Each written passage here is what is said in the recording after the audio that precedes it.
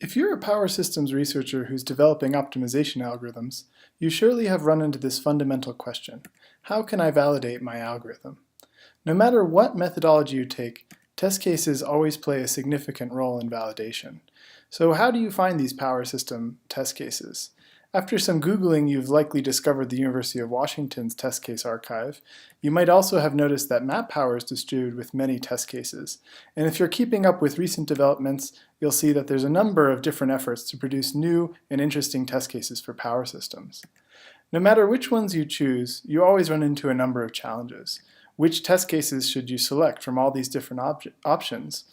What cases have related works used, and can you directly compare against them? How can you translate from different formats that all the different test cases are provided in? And last but not least, how realistic are the test cases that you're considering? Around 1 year ago, Tim Heidel and myself were asking ourselves this question: does this have to be so difficult? So we looked at what the optimization community is doing to solve these kind of problems. First, we noticed that they're developing libraries like the Satisfiability Library, the Mixed Integer Programming Library, or the Constraint Satisfaction Library.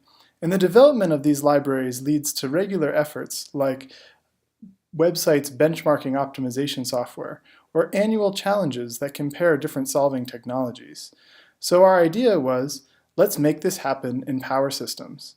This ultimately led to an IEEE PES Task Force on benchmarks for validating emerging power system algorithms.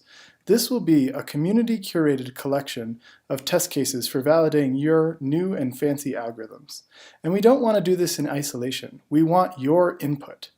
So with that, please let us invite you to the inaugural meeting of this task force, which will be held at this year's general meeting on Thursday from noon to 1 in the Jamaica Pond building.